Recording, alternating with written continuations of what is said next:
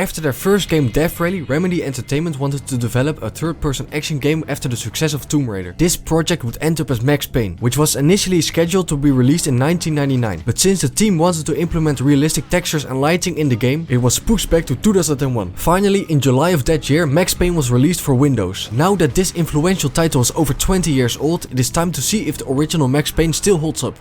Everything was subjective. There were only personal apocalypses. Nothing is a cliché when it's happening to you.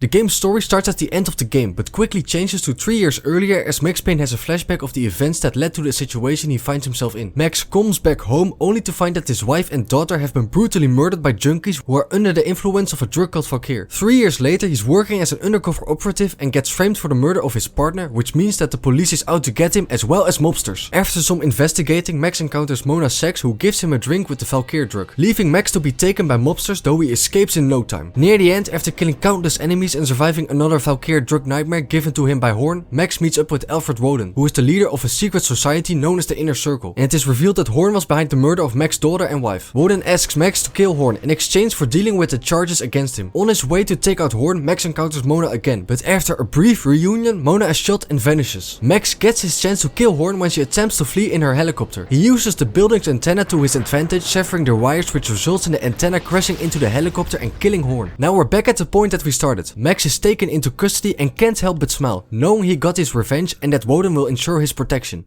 Woden grinned smugly. It was the grin of a winner. That made 2 of us.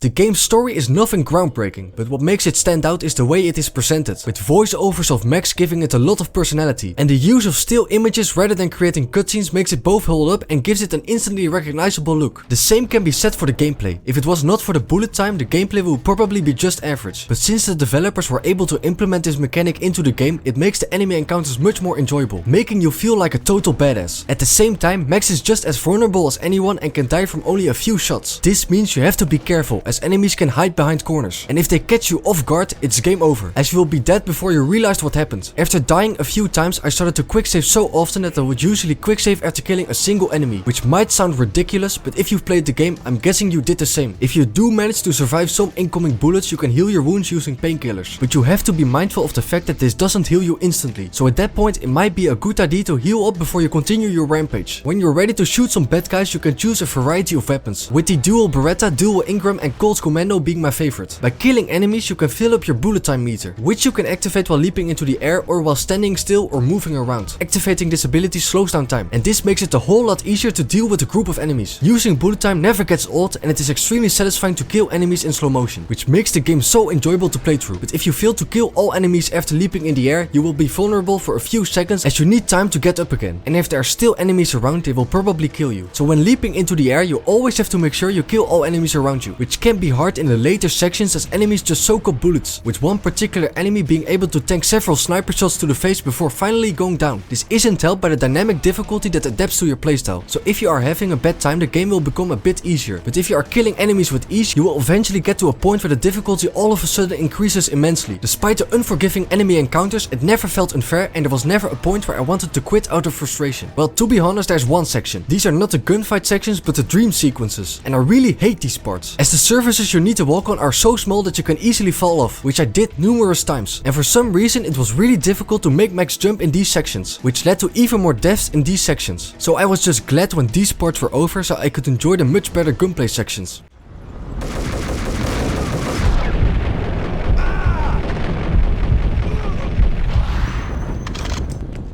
Visually, the game still holds up thanks to the use of comic panels rather than fully animated cinematics, and these panels give the game a lot of style. The parts where there are in-game cutscenes are easily the moments that least hold up in terms of graphics, but even then they still look decent, and Max Payne is among the best looking games of that year. If you are playing this game on Steam, the first thing you will notice is that there is no audio, so if you get the game, also make sure to install a patch that fixes this issue. James McCaffrey voices Max Payne and does an excellent job in conveying his thoughts and emotions, and without his iconic voice the game would lose a lot of its charm. The other voice actors are fine, but are certainly not as memorable. The action scenes are backed up by a great soundtrack that really adds to the tension.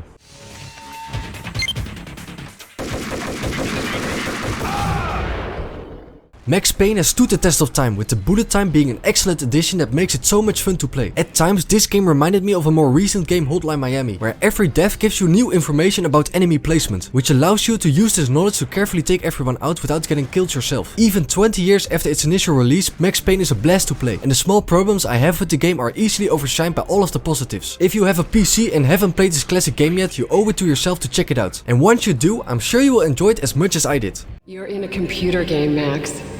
The truth was a burning green crack through my brain, weapon statistics hanging in the air glimpsed out of the corner of my eye, endless repetition of the act of shooting, time slowing down to show off my moves, the paranoid feel of someone controlling my every step. I was in a computer game. Funny as hell, it was the most horrible thing I could think of.